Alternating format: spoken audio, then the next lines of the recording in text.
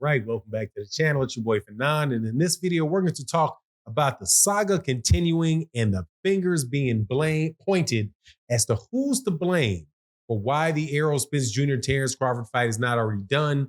This time, it is Terence Crawford's team pointing their finger at Errol Spence Jr. Let's talk about that in this video.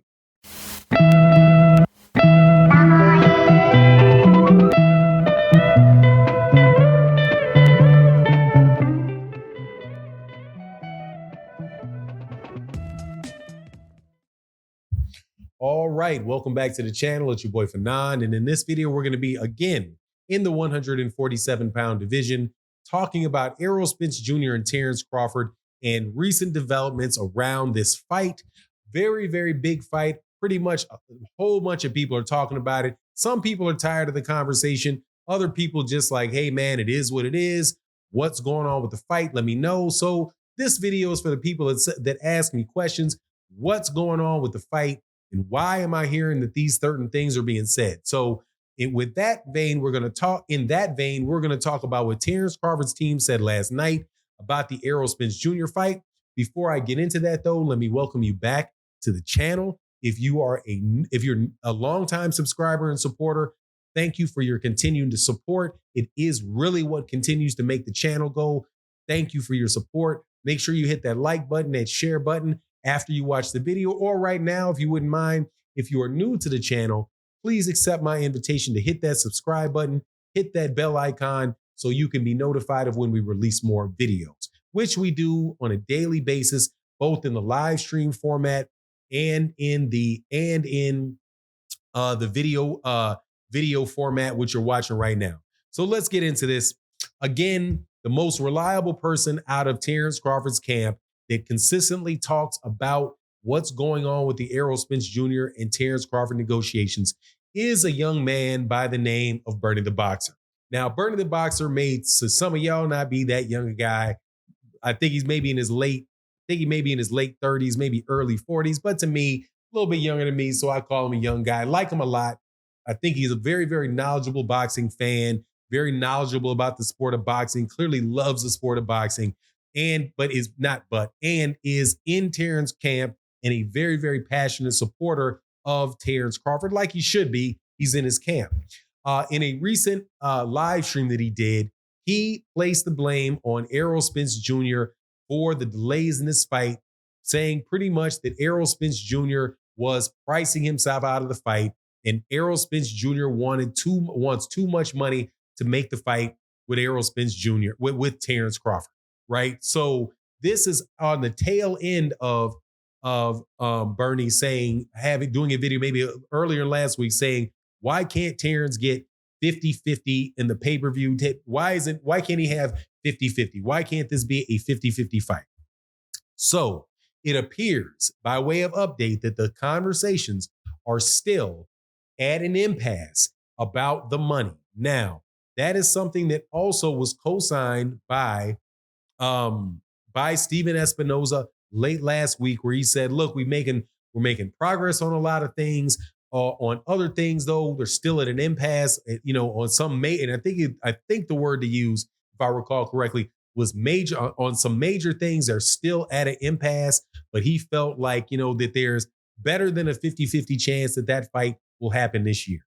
Now, analyzing that and what Bernie the Boxer said, what I'm thinking is starting to look like it's going to happen. Because when you say there's a 50-50 chance that it's going to happen this year, better than a 50-50 chance that it's going to happen this year, you're also saying there's a good significant chance that they will not get through these negotiations and the fight will not happen this year. The fight could happen at some later point. Now, as far as what Bernie the Boxer is saying about Errol Spence Jr. pricing himself out of the fight, I think that strikes me a little bit odd, because Errol has said months ago that he had accepted the deal that was out there to be that he was offered. Now, who would offer that fight? The deal would be offered by the PBC and Showtime. More than likely, Showtime would air that pay-per-view fight. And again, Stephen Espinoza has been involved in the negotiations at this point. So it looks, and he's not the only entity in the negotiations, obviously, but he's very well aware of it. and doesn't, I mean, is definitely hinting towards the fact that that fight, if it takes place, will happen on Showtime. But Errol himself has said that he has accepted the terms for that fight. And then if the fight doesn't happen, that fight is going to be Terence, not him. Terence Crawford has said and been very, very consistent in it. And I mean, it is what it is. I mean, going off of what leaves people's mouth, he said that he would not take a fight with Errol Spence Jr. for less than 50-50. And if anybody was going to get 60-40, it was going to be him. He also had said at a point in time before Errol Spence Jr. beat Yordenis Ugas and really verbally called him out, saying that fight may or may not happen, and it's not important to him, necessarily that important to him that fight happens. Now, I talked about this on a live stream, and I still maintain this to be the case, that I think that Terence Crawford is involved in, being a good negotiator and pretty much playing down the value of the fight to himself, while he knows that Errol Spence Jr. has been saying that that's really the only fight that he wants, because he wants undisputed, he wants strap season. And in order for him to accomplish that goal that he wants in his career, that Terence Crawford is a immutable part of, or irremovable part of that equation, right? While he still has that WBO belt. Now, Errol had said strap season, and he was going to fight all the guys on the PBC side. And he said that before Terence Crawford became the WBO champion, because he was going to go get all those belts and go to the WBO regardless. So I think Terence Crawford believes, look, man, I am going to hardball this negotiation as much as I can, because one, I've already been undisputed. So since I've already been undisputed, there's really not anything. This is not like do or die for me. This is do or die for Errol and Errol's legacy, because that's what Errol's been saying. I have the mind to say, though, that if Errol really wants to get the fight done, he's got to call this dude on his bluff.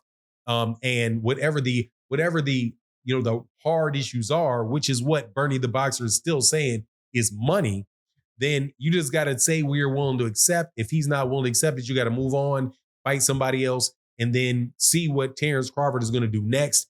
If he stays at that weight class, then revisit it at that next fight, and then get the fight done that way. But as long as Errol is willing to talk, and he's not willing to move off, move away, and Terence can just negotiate a little bit by a little bit, and over time get closer and closer and closer to where he wants to get. I think that we're just going to continue to be at that impasse. So hopefully these guys will work this out soon. As far as Errol being the guy that is asking for too much money, dude, honestly, that to me just doesn't make sense. If anything, Errol seems to me to be the guy that's willing to give up a larger portion of that fight than he would have to do if anybody else held that belt that Terence Crawford held in that scenario. And Terence is really relying on just being a good, stern, solid negotiator in order to get what he wants out of the deal. But anyway, that's my take on the matter. You let me know what you think in the comment section. With that, I'm out. Deuces.